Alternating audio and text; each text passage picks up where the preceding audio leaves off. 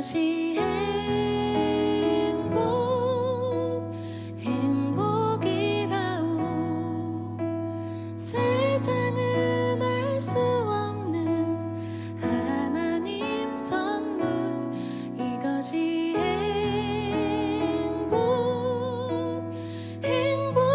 행복이라오. 하나님의 자녀로 살아가는 것. 이것이 행복이라오. 화려하지 않아도 정결하게 사는 삶. 가진 것이 적어도 감사하며 사는 삶. 내게 주신 작은 힘 나눠주며 사는 삶. 이것이 나의 삶의 행복. 우리 한 번 더 고백합니다. 화려하지 않아도 정결하게 사는 삶. 가진 것이 적어도 감사하며 사는 삶. 내게 주신 작은 힘 나눠주며 사는 삶. 이것이 나의 삶의 행복이라오. 이것이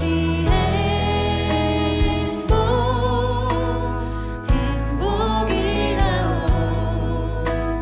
세상은 알 수 없는 하나님 선물. 이것이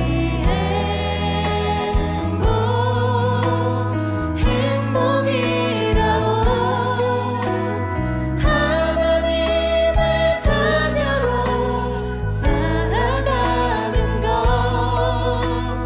이것이 행복이라오. 눈물 날 일 많지만 기도할 수 있는 것.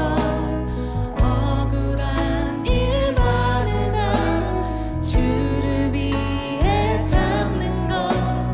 비록 짧은 작은 삶 주 뜻대로 사는 것. 이것이 나의 삶의 행복. 우리 한 번 더 고백하겠습니다. 눈물 날 일 많지만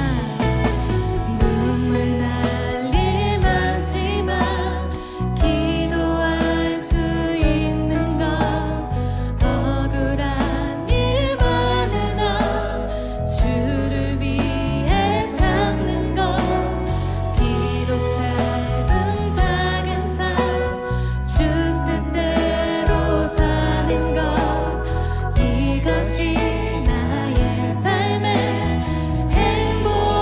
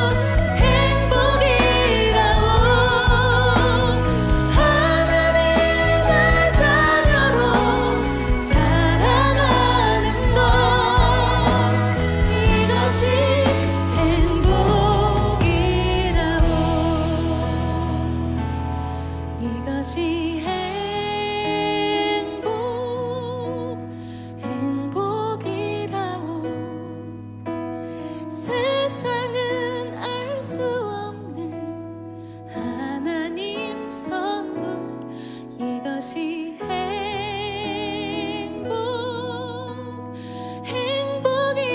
행복이라오. 하나님의 자녀로 살아가는 것, 이것이 행복이라오.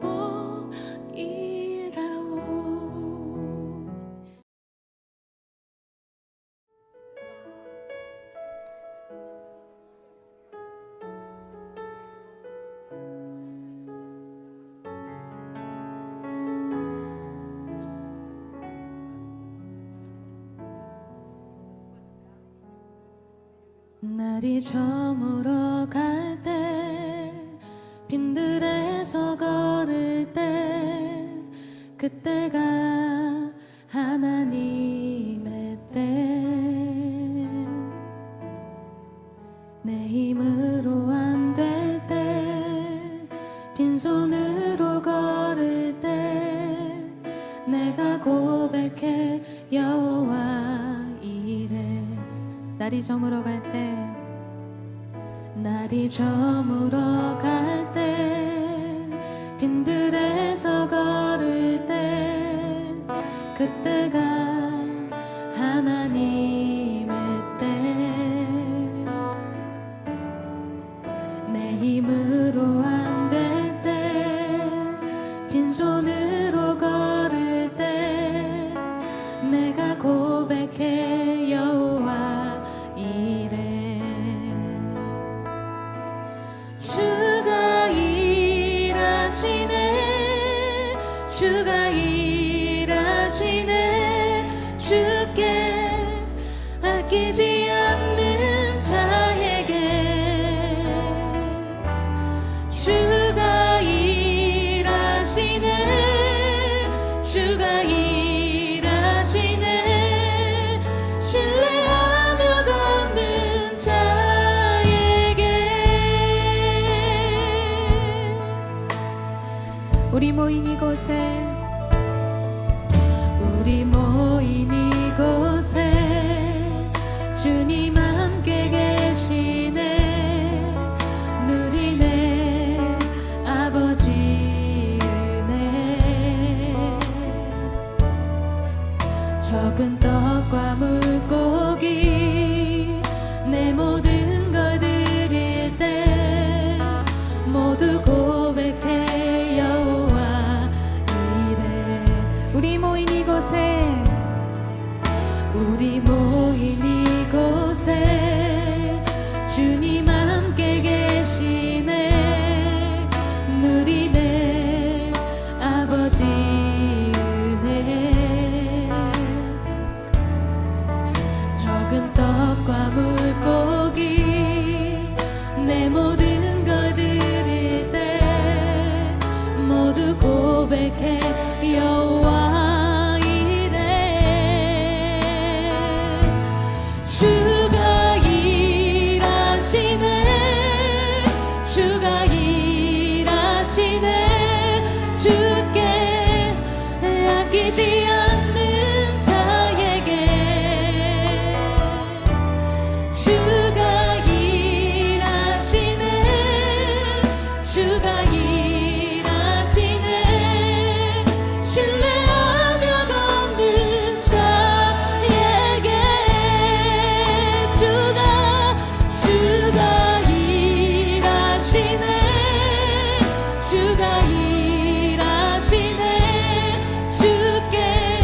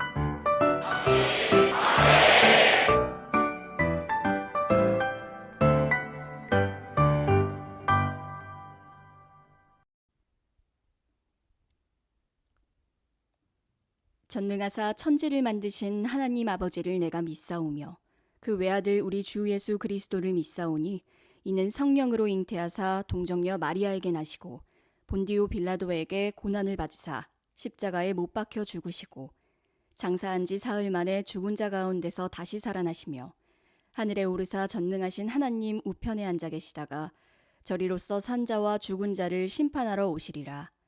성령을 믿사오며 거룩한 공회와 성도가 서로 교통하는 것과 죄를 사하여 주시는 것과 몸이 다시 사는 것과 영원히 사는 것을 믿사옵나이다. 아멘. 광고입니다. 거리두기 4단계 종교시설 기준이 변경되어 현장 예배가 99명까지 가능합니다. 이에 따라 모든 예배는 변경된 지침으로 예배합니다. 예배에 열심을 내시기 바랍니다. 주일 오전 예배는 현장 예배 참석자를 3일 금요일 하루 선착순으로 선정합니다. 현장 예배를 희망하시는 분들은 3일 금요일 오전 9시부터 사무실 혹은 교역자에게 신청하시기 바랍니다. 청년부 예배는 10% 제한으로 현장 예배가 불가능하여 온라인으로 진행합니다. 제2차 올인 새벽기도회가 9월 1일부터 시작됩니다. 4교구 월요일, 1교구 화요일, 2교구 수요일, 3교구 목요일 진행합니다. 가족과 함께 혹은 본인이 정한 날에 기도에 힘쓰시기 바랍니다. 이번 주는 칼레파우 주일입니다. 칼레파우를 위한 선교헌금과 기도 부탁드립니다. 빌코인 시상은 대면 예배가 가능할 때 진행하겠습니다. 모임 안내입니다. 방역수칙으로 인해 당분간 팬 모임은 없으며 팬장 모임은 줌으로 수요일 저녁 9시 진행됩니다. 매주 금요일 오후 11시 줌 어플을 통해 큐티 모임이 진행 중입니다. 사랑이 많으신 하느님 아버지, 오늘도 청년부 공동체 안에서 함께 예배를 드리며 주님께 나아갈 수 있게 해주심 너무나도 감사드립니다. 코로나19라는 상황 속에서 주님 수련회가 온전히 잘 마쳤습니다. 그 준비하는 과정에서 애써스 우리 임원들에게 주님께서 큰 은혜를 먼저 채워주시옵고, 또한 보이지 않는 곳에서 섬겼던 팸장과 목사님, 부장님, 그리고 찬양팀에게 주님께서 더욱더 큰 은혜로 채워주세요. 코로나로 인해 저희가 각자의 자리에서 예배를 드리며 믿음이 때론 흔들릴 때도 있습니다. 그러나 주님, 한 명 한 명의 삶 속에 주님께서 함께해 주시옵고, 이 코로나라는 상황이 더욱더 주님께 가까워지는 시간이 될 수 있도록 주님께서 지켜주시옵소서. 각자의 삶 속에서 많은 어려움이 있을 줄 압니다. 때로는 나누지 못할 어려운 기도 제목이 있을 줄 압니다. 아버지, 우리 청년부가 힘들 때는 서로가 이끌어주고 기쁨을 같이 나누며 주님께 같이 나아가는 공동체가 될 수 있도록 주님께서 함께해 주시옵고 지켜주시옵소서. 주 안에서 항상 기쁨이 넘치는 공동체가 되기를 소망합니다. 말씀 전하시는 목사님께 지혜와 능력을 주셔서 주님의 뜻과 계획을 잘 알 수 있도록 함께해 주시옵고, 또한 보이지 않는 곳에서 섬기는 모든 손길들에게 주님께서 큰 은혜와 복을 주시옵소서.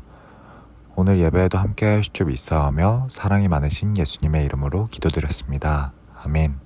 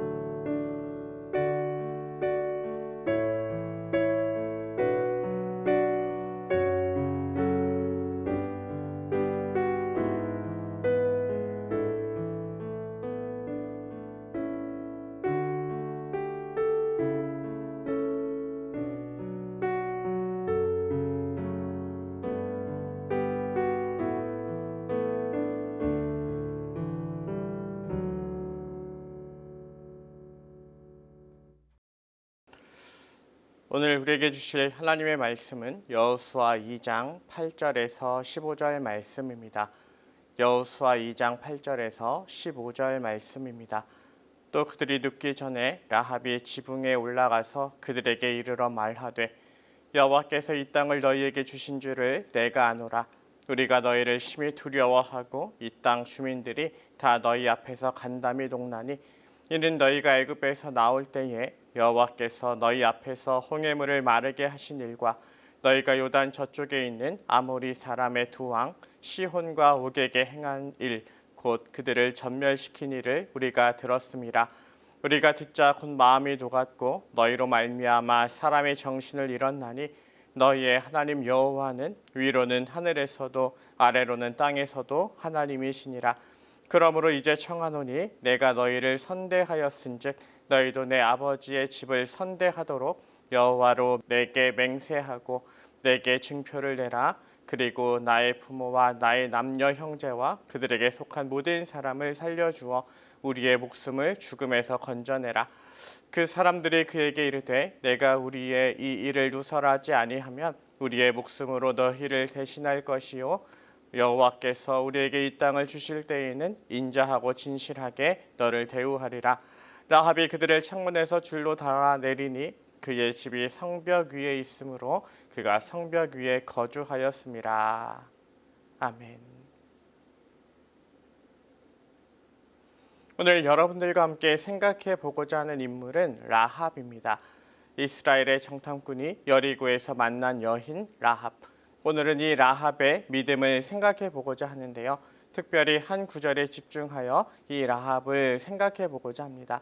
제가 생각해 보고자 하는 구절은 15절인데요. 15절을 읽어보면 이러합니다.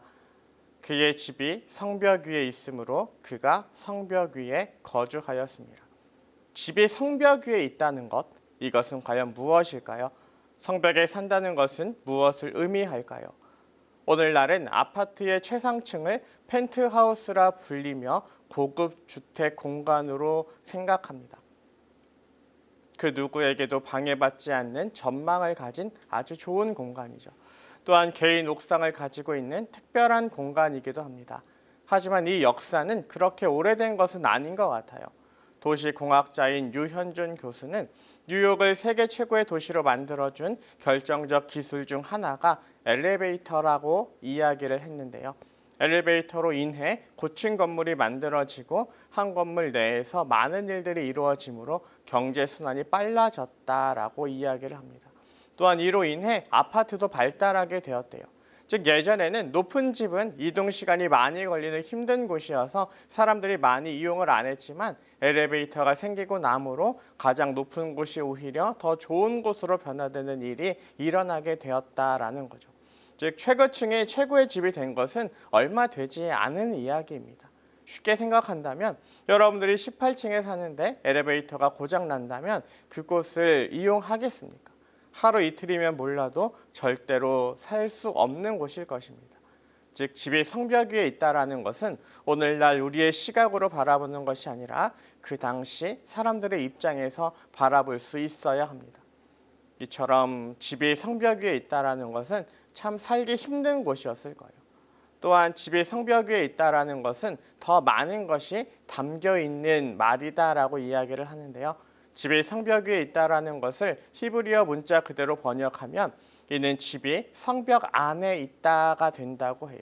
이 말이 이해하기 힘들어 한글 성경은 집이 성벽 위에 있다라고 번역을 했지만 최근 영어 역본들은 그의 집은 성벽 안에 있고라고 번역하고 있다라고 합니다. 이해가 되시나요? 집이 성벽 안에 있다. 이에 대하여 김지찬 교수님은요. 여호와의 날개 아래 약속의 땅을 향하여라는 책에서 이런 말을 합니다. 고고학 발굴에 의하면 라합의 집은 실제로 이중 성벽 안에 있었다. 고대 근동 아시아에서는 초기 청동기 시대 이후로 도시의 방비를 위해 두 개의 성벽을 쌓고 그 안에 공간을 평소에는 거처나 창고 등으로 쓰다가 전쟁이 일어나면 그 안에 돌 등을 채워 성벽의 두께를 넓히는 포대 성벽이 유행하였다. 이러한 이중 성벽은 1m가량 두께의 벽이 2에서 3m 간격을 두고 나란히 놓여 있고 그 사이에 이따금씩 이어지는 벽을 쌓아 벽을 튼튼하게 보강하였다. 이런 식으로 공성태의 공격을 막아내려고 한 것이다. 아마도 라합의 집은 여리고 성에 이런 두 성벽 사이에 놓여 있는 집이었던 것 같다. 이런 집들은 주로 매우 가난하거나 매우 용감한 사람들이 살았다. 성이 적의 공격을 당하면 이들이 가장 먼저 공격에 노출되기 때문이다. 라합은 성벽에 붙어 사는 변방의 여인이었다. 라합의 집, 성벽 안에 있는 집이 어떤 곳인지 이해되십니까? 쉽게 생각하면 성벽은 도시의 보호를 하는 장치입니다. 그 성벽에 산다는 것은 위험한 곳에 산다라는 것이 되죠. 그 당시 전쟁은 성벽을 무너뜨리는 것 혹은 성벽을 넘는 것으로부터 시작되기 때문입니다. 그래서 그 당시 성벽의 집은 가장 집값이 싼 곳이었다라고 해요. 오늘날로 말한다면 일종의 빈민촌과 같은 것이었죠. 또한 이와 같은 집은 오늘날 우리의 생각과는 달리 더 열악한데요. 왜냐하면 우리는 직장이 있어서 땅이 없어도 되지만 그 당시는 1차 산업의 시대였기 때문입니다. 사람들이 대부분 농사를 통해 목축을 통해 돈을 법니다. 그런 시대에 농사를 지을 땅이 없는 사람들이 사는 곳이 바로 성벽 안의 집이었던 거죠. 다시 말해서 그녀는 땅에 접근할 수 없었습니다. 땅에 접근할 수 없다는 것, 그것은 이 세상에서 살아갈 희망이 없다라는 것을 의미합니다. 땅은 바로 하나님께서 사람들에게 삶의 터전으로 주신 곳이기 때문입니다. 그러나 인간의 탐욕으로 인해 그 땅의 소수의 사람들이 점령되었고 오늘 라합과 같은 사람들은 땅에 접근조차 할 수 없게 된 거죠. 오늘 가나안은 그와 같은 사회였습니다. 하나님께서 태초에 계획하신 땅에서의 삶을 파괴하는 그와 같은 죄악에 관영한 하나님의 정의가 실현되지 않는 사회. 이렇게 본다면 라합은 또한 어떤 사람입니까? 땅에 접근할 수 없는, 하나님이 주신 땅에서 자신의 재능을 발휘할 수 없는 모든 가능성을 상실한 사람입니다. 단지 하루하루 살아가기 바쁜 하나님의 형상을 실현할 수 없는 그야말로 비참한 상황인 거죠. 그래서 그녀의 직업이 무엇입니까? 그녀의 직업은 우리의 성경은 부드럽게 기생이라고 표현하고 있지만 바로 해석하면 몸을 파는 여인입니다. 그녀의 직업은 창녀였습니다. 땅에서 버림받아 몸으로 먹고 살 수밖에 없었던 창녀. 그녀는 이런 삶을 살고 있었던 거죠. 하지만 오늘 본문은요, 그녀의 이런 상황보다 다른 것을 부각하고 있는데요. 그것은 무엇입니까? 바로 그녀의 신앙입니다. 그녀의 믿음이에요. 그녀는 어떤 믿음을 가지고 있습니까? 그 힘든 순간에도 하나님을 바라보는 믿음을 가지고 있었죠. 우리가 익히 들어 잘 알고 있는 고백, 여호수아 2장 9절에서 11절입니다. 말하되 여호와께서 이 땅을 너희에게 주신 줄을 내가 아노라. 우리가 너희를 심히 두려워하고 이 땅 주민들이 다 너희 앞에서 간담이 농나니 이는 너희가 애굽에서 나올 때에 여호와께서 너희 앞에서 홍해물을 마르게 하신 일과 너희가 요단 저쪽에 있는 아모리 사람의 두 왕 시온과 옥에게 행한 일 곧 그들을 전멸시킨 일을 우리가 들었습니다. 우리가 듣자 곧 마음이 녹았고 너희로 말미암아 사람의 정신을 잃었나니 너희의 하나님 여호와는 위로는 하늘에서도 아래로는 땅에서도 하나님이시니라. 너희의 하나님 여호와는 위로는 하늘에서도 아래로는 땅에서도 하나님이시니라. 이는 예전 번역이 더 멋있는 것 같습니다. 예전 성경은 이렇게 되어 있었어요. 너희 하나님 여호와는 상천하지의 하나님이시니라. 상천하지의 하나님. 라합은 이 같은 신앙을 언제 고백합니까? 여리고 왕이 사람을 보내 정탐꾼을 찾으려 할 때 그들이 어디 있냐 물을 때 그들을 숨기면서 이와 같은 고백을 하죠. 그들을 숨긴 후에 안전한 상태에서 이야기하는 것이 아니라 그들을 숨길 때 이 믿음으로 내가 너희를 숨긴다 고백해요. 그리고 하나님께서 반드시 여리고도 이스라엘의 손에 넘기실 터이니 그때에 나와 내 집을 구해달라는 약속을 받아냅니다. 여리고에 살면서도 여리고 왕의 명령을 어기며 하나님께 자신의 삶을, 자신의 가족의 삶을 맡기는 그 같은 믿음을 오늘 라합은 보이고 있는 거죠. 저는 이런 라합을 보면서 그런 생각이 들더라고요. 참으로 대단한 믿음을 가지고 있구나. 삶을 포기하고 싶을 때도 많았을 텐데 그토록 힘든 삶 속에서, 몸을 파는 삶 속에서 다 포기하고 싶을 순간도 많았을 텐데 더군다나 이스라엘 백성들이 출애굽한 후에 곧바로 여리고로 온 것도 아니잖아요. 40년 동안 광야에서 방황을 할 때 이를 기다리는 것도 정말 쉽지 않았을 텐데 참으로 대단한 믿음을 가지고 있구나. 그렇지 않습니까? 진정 이 같은 힘든 삶 속에서 또한 이와 같이 기나긴 시간 속에서도 하나님을 바라보며 그의 구원을 기다리던 믿음, 그렇게 하나님을 바라볼 수 있는 믿음이 오늘 우리에게도 있기를 원합니다. 코로나19로 힘든 삶 속에서 또한 진학의 고통, 취업의 고통 속에서 긴 학업의 시간들 속에서 그 마음을 잃지 않았던 라합처럼 그 마음을 지키며 하나님의 구원을 바라고 소망하며 하루하루 살아가는 주의 청년들 되시길 주님의 이름으로 축원드립니다. 이 같은 라합을 바라보니 하나님의 계획이 보이더라고요. 오늘 본문을 다시 보시겠습니까? 오늘 본문은 가나안 땅에 있는 첫 성 여리고를 점령하기 직전의 일입니다.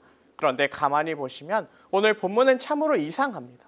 여러분들 정탐꾼 스파이를 아십니까? 스파이의 목적은 무엇입니까? 몰래 적진에 침투하여 전쟁에서 승리하기 위한 유리한 사실이나 자료들을 수집하는 사람들입니다. 그런데 오늘 본문을 보면 정탐꾼들은 라합의 집에 들어가자마자 걸립니다.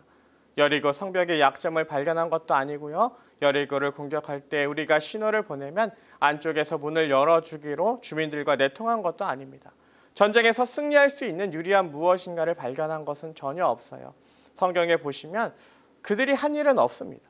그들은요 들어가자마자 발각됩니다. 물론 그들이 여리고에서 기생의 집에 들어간 것을 문제 삼을 수도 있을 것 같아요. 쉽게 말해 정신 상태가 해이해졌다라는 거죠. 하지만 성경은 그들이 기생 라합에게 들어갔다라고 이야기하지 않습니다. 기생 라합의 집에 들어갔다 말합니다.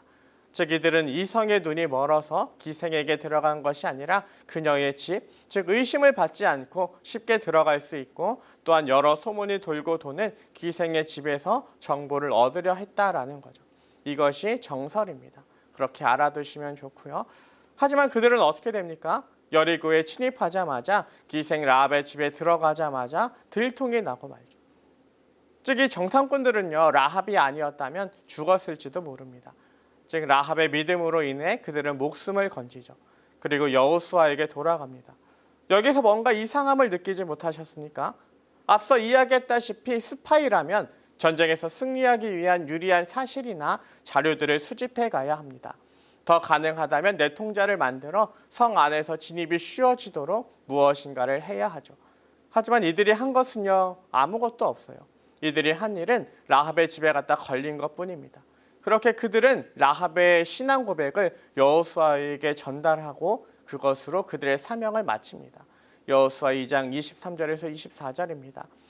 그 두 사람이 돌이켜 산에서 내려와 강을 건너 눈의 아들 여호수아에게 나아가서 그들이 겪은 모든 일을 고하고 또 여호수아에게 이르되 진실로 여호와께서 그 온 땅을 우리 손에 주셨으므로 그 땅의 모든 주민이 우리 앞에서 간담이 녹더이다 하더라. 즉 정탐꾼으로서 그들이 한 일은 없습니다. 단지 믿음의 사람 라합을 발견했고 그녀의 믿음을 전달한 것, 이것이 전부죠. 그런데 저는 이 내용을 보면서 감사하더라고요. 아, 그래서 이 정탐꾼들을 보내셨구나. 그 이유가 보여서 감사하더라고요. 여러분들 하나님께서 정탐꾼들을 보내신 이유가 무엇입니까? 진짜로 그곳을 정탐하길 원하셔서입니까? 아닙니다. 여리고성은 이스라엘 백성들이 하루 한 번씩 그리고 마지막 일곱째 날에 7번 돌 때 무너질 것입니다. 여리고성의 약점을 찾을 필요는 없습니다. 그렇다면 하나님께서 정탐꾼을 보내신 이유는 무엇입니까? 바로 자신을 향한 올바른 믿음을 가지고 있는 사람 라합을 구원하시기 위함이죠. 그 성에서 유일하게 하나님을 선택한 사람 라합을 구원하시기 위함입니다. 그래서 하나님은 정탐꾼들이 꼭 필요한 일만 하고 돌아오게 만드시죠. 그렇게 라합을 찾고 라합의 신앙 고백을 듣고 라합과 그의 가족이 살 수 있는 그와 같은 약속, 증표를 만드는 것. 하나님은 정탐꾼들이 이것만 딱 하고 돌아오게 하시는 것입니다. 참으로 멋지지 않습니까? 진정 이처럼 자신의 사람을 구원하셨던 하나님, 진정 그들은 정탐꾼들이 아니라 그곳에 있는 자기 사람을 구원하시기 위한 하나님의 도구였음을 온전히 바라볼 수 있는 지혜가 있기를 원합니다. 그리고 이 속에서 이 믿음을 갖고 나아가는 우리 모두가 되기를 원해요. 여러분들 라합과 같은 믿음이 있으면 하나님은 그 속에서 라합을 구원하십니다. 아무리 힘들고 어려운 상황 속에서도 믿음을 잃지 않으면 그 속에서도 끝까지 하나님을 바라보면 하나님은 그들을 외면하지 않으세요. 반드시 그들을 구원하실 것입니다.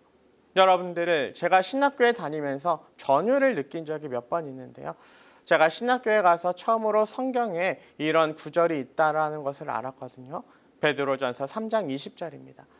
그들은 전에 노아의 날 방주를 준비할 동안 하나님이 오래 참고 기다리실 때에 복종하지 아니하던 자들이라. 방주에서 물로 말미암아 구원을 얻은 자가 몇 명뿐이니 겨우 8명이라. 여러분들, 우리는 무엇을 생각합니까? 하나님께서 노아 시대에 홍수로 세상의 모든 사람들을 심판하셨고 8명만 살아남았다. 우리는 이것만을 생각합니다. 그런데 하나님은 다른 것들을 보고 계시더라고요. 다른 것을 바라보고 계시더라고요. 하나님은 무엇을 바라보고 계십니까? 노아 시대에 내가 물로 말미암아 8명을 구원했다. 이렇게 바라보고 계시죠. 무슨 말인지 이해되십니까? 이런 것입니다. 노아 시대에 사람들이 너무 타락했어요. 동성애가 일어나고 살인이 일어나고 여기저기서 사건 사고가 끊이지 않습니다. 그러면서 사람들이 노아에게도 이야기하는 거예요. 그렇게 살면 안 돼. 그렇게 살면 너만 힘들어. 그렇게 살아선 성공할 수 없어. 그렇게 계속해서 노아를 괴롭힙니다. 그래서 하나님은 어떻게 하셨다고요? 그 속에서 고통당하는 노아를 구원하셨다고요. 그렇게 물로 말미암아 모든 사람들을 지면에서 다 없애시고 노아와 그의 식구만 구원하셨다고요. 또한 하나님은 이 같은 자신의 마음을 롯에게도 적용하세요. 베드로후서 2장 7절에서 8절입니다. 무법한 자들의 음란한 행실로 말미암아 고통당하는 의로운 롯을 건지셨으니 이는 이 의인이 그들 중에 거하여 날마다 저 불법한 행실을 보고 들음으로 그 의로운 심령이 상함이라. 이는 이 의인이 그들 중에 거하여 날마다 저 불법한 행실을 보고 들음으로 그 의로운 심령이 상했기 때문이다라는 것. 그래서 하나님이 두고 보실 수가 없어서 롯을 소돔과 고모라에서 구원해 내셨다는 것. 진정히 하나님의 마음이 무엇인지 온전히 바라볼 수 있는 지혜가 있기를 원합니다. 이 같은 하나님의 마음을 알아서 라합처럼 믿음을 지키며 노아처럼 믿음을 지키며 그들과 구별된 삶을 살고 그 속에서 하나님의 구원하심을 받는 저와 여러분들이 되시길 주님의 이름으로 축원드립니다. 이를 난 다음부터 저는 노아 홍수가 이렇게 보이더라고요. 하나님의 물청소. 의로운 노아가 더 이상 고통받지 아니하도록 지면의 모든 죄악을 씻어버리셨던 물청소. 그렇게도 볼 수 있지 않을까요? 진정 120년이나 방주를 지으며 하나님께서 노아를 통해 경고하셨지만 그 모든 경고를 받지 않았던 그들의 모든 악을 없애셨던 하나님. 진정 그 하나님의 마음이 무엇인지, 하나님이 노아를 어떻게 바라보셨는지 바라볼 수 있는 지혜가 있기를 원합니다. 그리고 그 하나님의 마음으로 이 세상을 살아가는, 그 하나님의 마음을 알고 이 세상을 살아가는 자들 되길 원해요. 그리고 높아심에서 말씀드리는데 혹시 물청소라고 했을 때 반감을 가진 자들 있지 않습니까? 많은 지체들이 물청소라는 말에 그래도 그렇지 어떻게 수많은 사람들을 죽일 수 있냐 생각했을 것이라 생각합니다. 하지만 이 때문에 오늘도 하나님은 악인을 이 세상에 두시는 것 같아요. 그들을 사랑하셔서. 예전에 저는 이런 생각 많이 했거든요. 저 나쁜 사람들, 저 범죄자들 다 없애면 평안이 이 세상에 오지 않을까. 하나님은 이 같은 우리의 생각을 아셔서 노아 때 이것이 가능한지 우리에게 보여주셨던 것은 아닐까요?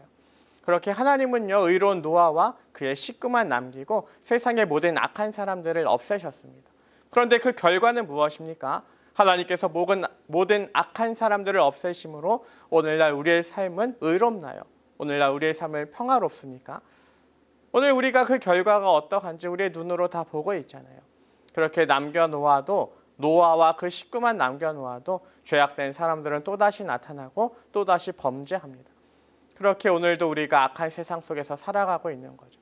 지금 당장 내 옆에 있는, 내 직장에 있는, 내 마을에 있는 누군가를 없앤다 한들 세상은 변하지 않습니다.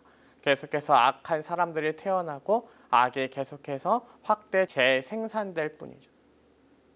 그렇기에 우리는 이와 같은 세상 속에서 라합처럼 노아처럼 롯처럼 하나님의 구원을 기다리며 우리의 믿음을 지키고 살 수밖에 없는 것입니다. 진정 하나님의 때에 하나님의 방법으로 우리에게 행하실 것을 믿으며 늘 언제나 하나님 편에 서기를 다짐하는 것, 진정 이 믿음이 오늘 우리에게도 있기를 원합니다.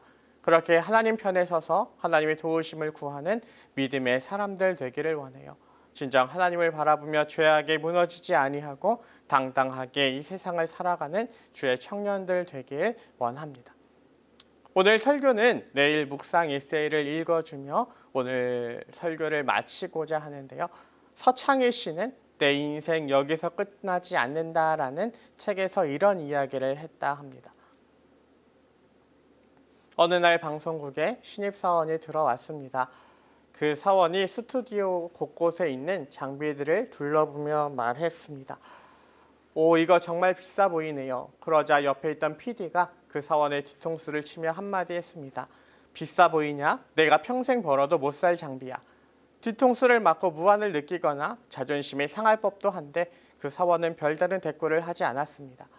며칠 뒤 놀라운 사실이 알려졌습니다. 그 신입사원이 재벌 오너의 아들이라는 것입니다.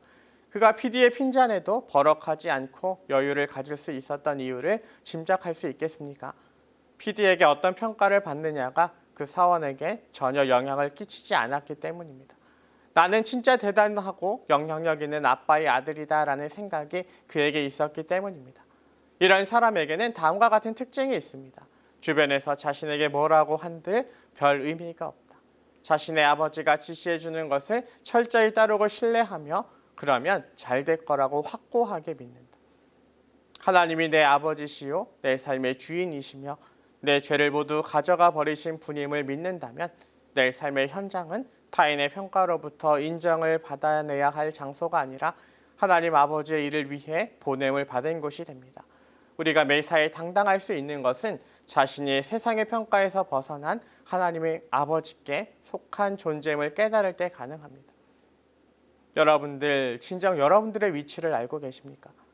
온 땅의 주인이신 하나님의 자녀, 자신의 아들조차 십자가에 죽게 할 정도로 날 사랑하시는 아버지의 자녀, 정말 이 위치를 늘 기억하며 하루하루 살아가고 계신가요?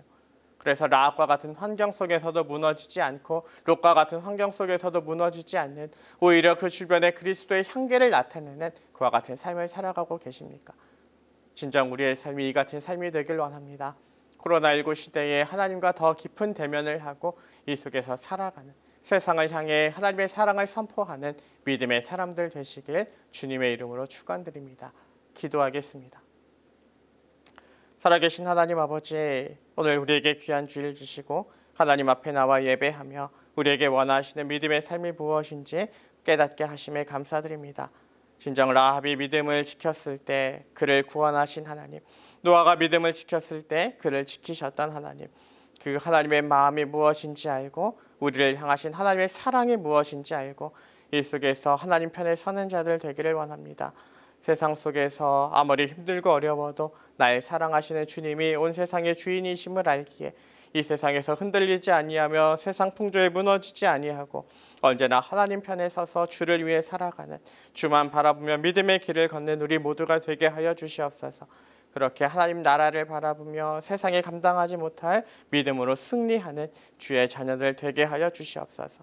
이와 같은 모습으로 살길 결단하며 나아갈 때 늘 우리와 함께 하시는 성령님, 늘 은혜와 평안으로 함께 하여 주실 줄 믿사오며 살아계신 예수님의 이름으로 기도드립니다. 아멘. 축도하겠습니다. 우리 주 예수 그리스도의 은혜와 하나님의 사랑과 성령의 교통하심이 하나님의 편에 선 주의 자녀를 외면하지 않으시고 구원하실 하나님의 사랑을 알기에 이에 합당한 삶으로 세상에서 구별된 삶, 늘 하나님 아버지를 바라보는 삶 살길 다짐하는 사랑하는 주의 백성들 머리 위에 이들의 가정과 직장과 이들이 앞으로 꾸릴 가정과 이들이 변화시키리고 평내교회 위에 조국 대한민국 위에 처음과 같이 이제도 항상 영원히 함께 있을지어다. 아멘.